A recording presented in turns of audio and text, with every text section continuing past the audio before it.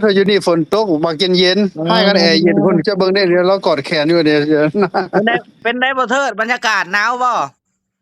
เย็นเย็นฟ้าเย็นน่ะนะครับบักเย็นๆน่ะนะฝนตกแล้วพวกเจ้าไปได้ชั่วโมงหนึงพวกเจ้าได้ออกไปชั่วโมงหนึงป๊าดเท่าฝนลมมาป๊าดเท่ากับว่าเสียดายบ่ได้อันอยู่นั้นเด้เนาะถามอีพ่อโอ้ดูยบักเย็นๆนะนี่นะเย็นขนาดทานน่ะบ่ทานน่ะบ่เทิดเก็บบ่พอทานน่ะ บ่นั่นทานว่าบ่นั่นน่ะก็เก็บไว้แล้วมันค่อยเก็บแล้วนอนโอ้ยลูกค่อยเป็นคนเมียนอันน่ะเมียนเตาไฟได้เมียนอันนั้นได้พอมันฝนโอ้ฝนลงมาบักแฮงๆฟ้าก็ห้อง ยังตกอยู่ได้นี่ยังตกก็จะจับอยู่คนนะครับซอกเอาอึ่งบักหลายเมื่อกี้ปลาตัวบ่เทิดไปกันอื่นเด้อบ่เทิดเด้ออืมบ่มีไผบ่ได้ผิวไผเดี๋ยวต้องมีไฟฉายเดี๋ยวเบิ่งมื้นก่อนการอื่มื้นเขานเฮาไปกินได้บ่เทิดนั่นอยู่อืมแต่เขาบ่ได้กินน้ำเด้อจะเอามาเขากินจะกินรสจ้ะหาได้จะกินเขาบ่เคยบ่ได้กินบ่เคยกินเขาบ่เคยกินซึ่งเครียดนี่เคยกินแต่สมัยยังน้อยพุ่นบู้แต่สมัยยังอยู่นี่หนีไปได้50 ปีบ่ได้กินจักเทื่อ มาแล้วก็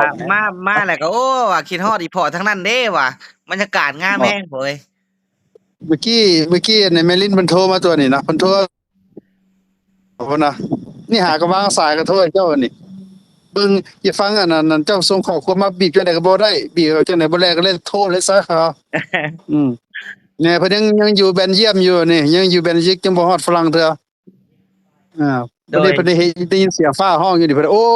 บ่ได้อยู่นี่มันนั่นน่ะเพิ่นน่ะย้านฟ้าแต่ขนาดอยู่เมืองนอกเด้อย้านเพิ่นน่ะ แล้วเพิ่นก็ว่าเทเลโฟนโทรศัพท์ไปถามว่าส่งข้อความกันไปแล้ว แต่ว่าพาเรือนเนาะอยู่นี่ฟ้าเดือดมาได้อยู่นี่นี่กลางคืนนี่เจ้เบิ่งกลางคืนน่ะพวกเจ้าเด้อกลางคืนนี่อยู่พี่มันเป็นนี่เอเป็นพระเป็นแสงอันนั้นได้เฮ้ยฮะของแสงโรงงานเด้ อ๋อไปมาในกลางข้างคืนล่างเพราะว่าอยู่ภูเด้เทิงภูนี่เด้อยู่ฮู้เด้เมื่อกี้คนไปหานั่นบักหลายเด้เมื่อกี้ก็ยังย่างไปใส่แก่เลยบ่จักไปงานไปหาอื่นค่ะหาอึ่งอาหาถ้าเป็นแถวพุ่นน่ะเมื่อกี้นะเขาจะไปใส่ไปวัดภูพุ่นน่ะบ่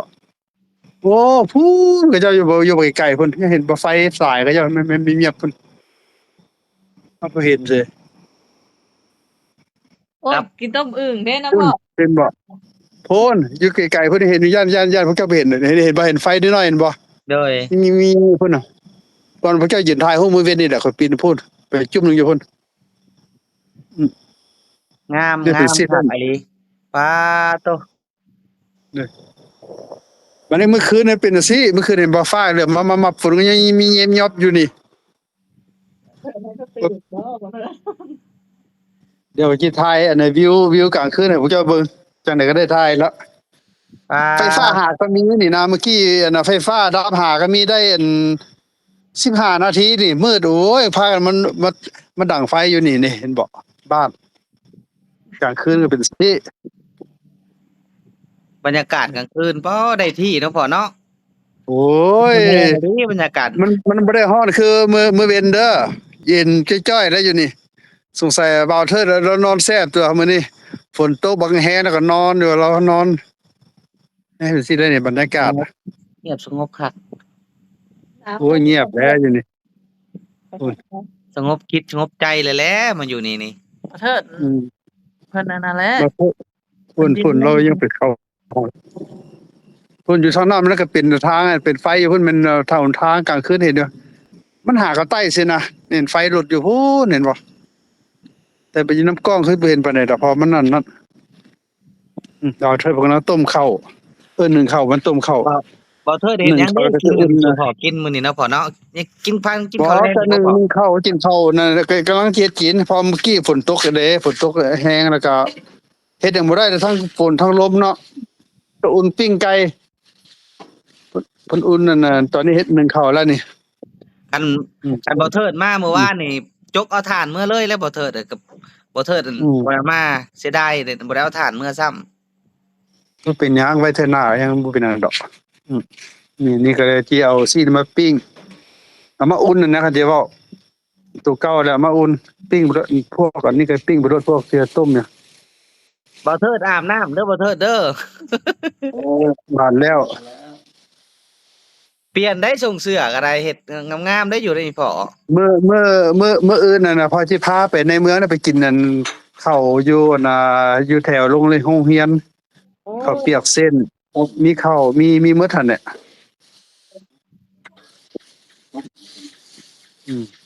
ตัวนี้มันตัวต้มอืมอืม ปลาโต อืม มีเห็ดกินกิน ต้มแล้วเอาละ มี กินแบบเป็นหัวหน้าไร่กินดูกินแบบหัวหน้าไร่แล้วเอาลองมือเด้อเยา ปล่อย โอ้ทางกำลังได้ดี รุ่นว่าไก่อันไก่หยังเกาะไก่แห้งไก่หยังเกาะโอ้แม่ลินเว้า ไก่กินบ่เบิดบ่เว้นนี่แหล้วอุ่นก็กินแซ่บ แม่ลินเรามากินไก่เซโนเด้เพิ่นว่าแล้วเอาไก่หยังเกาะไก่แห้งอะนะ ไก่แต่ละ ไก่ ห้างมัน แข็ ไก่ งมันก็จะอุ่นหลายเทื่อแล้วมันแข็งเพิ่นอย่าสงสัยไปซื้อถือกันไก่ที่เขาเจ้าอุ่นหลายเทื่อนะ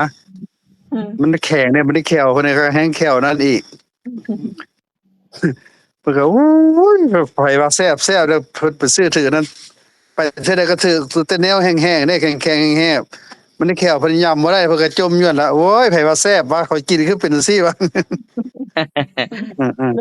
ลูกเห็นเพิ่นไล่สดมื้อนี้เพิ่นอันนั้นเพิ่นว่าลูกก็ฮู้แล้วว่าฮู้ว่า ๆบ่อ่า เพิ่นไล่เมื่อกี้นี่ได้แม่ลินหาก็ไล่จบ เจ้าแหล่เบิ่งแม่ลินไล่สดวังกินนี่ อืมนี่เพิ่นก็หาก็ว่าสายกับเพิ่นนี่ได้เดี๋ยวเพิ่นก็ล้มกับอันนั้นบ่าวเทิดอยู่ล้มกันไฟฟ้าฮ้อเพิ่นก็เลยย้าน พอแจ้งเนาะแจ้งคักอะลีเนี่ย คักบ่ แจ้งคัก อันนี้เห็นทายเมื่อคืนเนี่ยนั่นนี่คันเมื่อคืนไผเป็นลี่ว่าบ่เห็นว่าบ่ทายบ่ได้นี่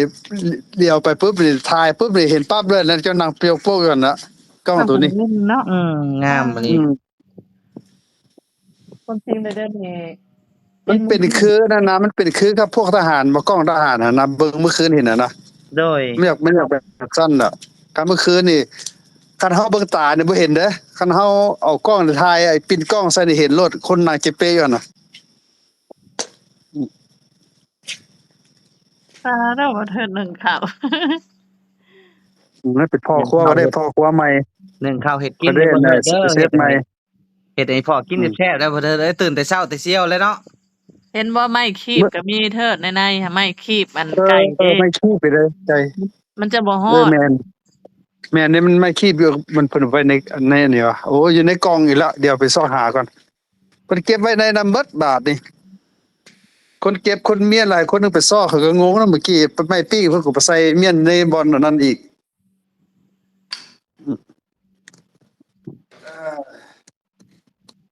เออ ใช่ก็ขึ้นไป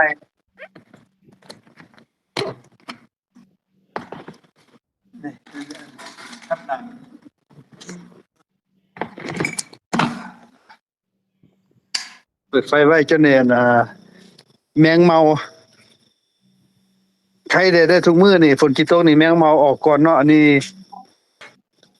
ทั้งฝนทั้งแมงเมาก็ออกเนี่ยอันนี้นะนี่แนวคีบจ้ะ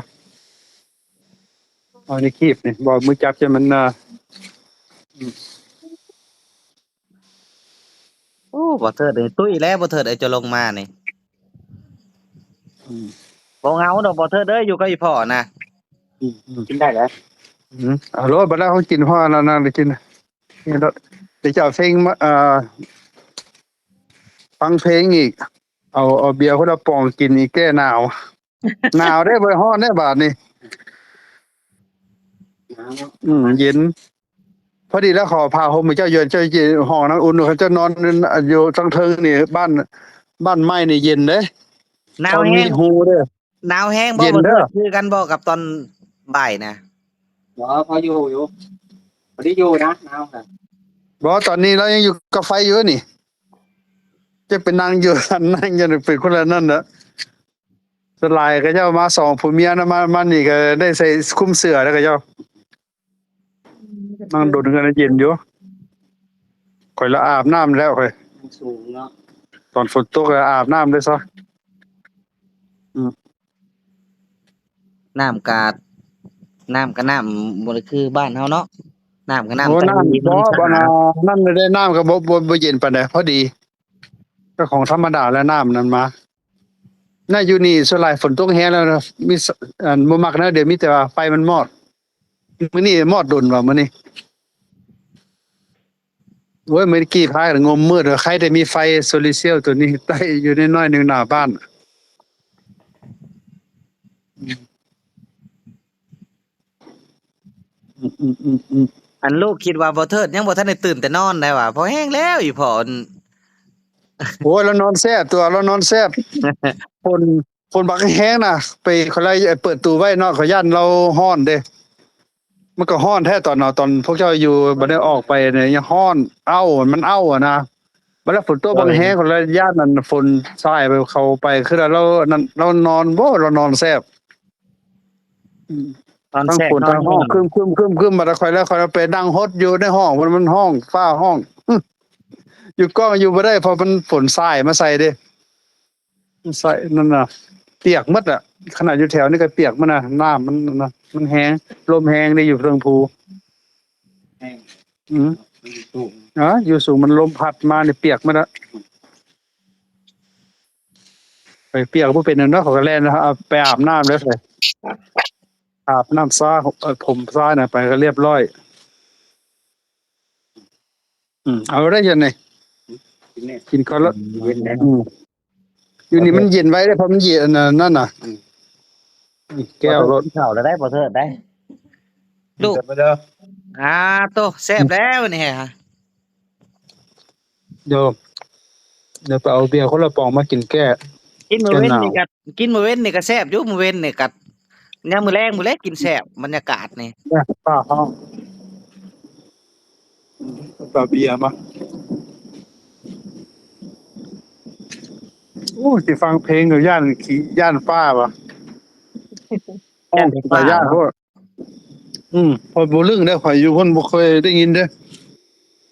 มาบ้านเฮาเขาได้ยินแบบนี้คนละย่าน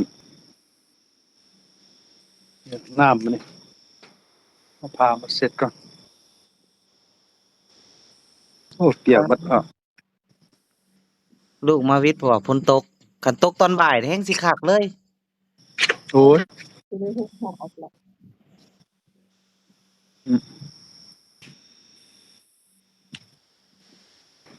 นึ่งข้าวไหม้บ่พ่อน่ะ เข้าไม้หนึ่งเข้าไม้แล้วบัดนี้บ่มีฮวดหรือมาเอาฮวดมาแล้วก็เลยนั่นนี่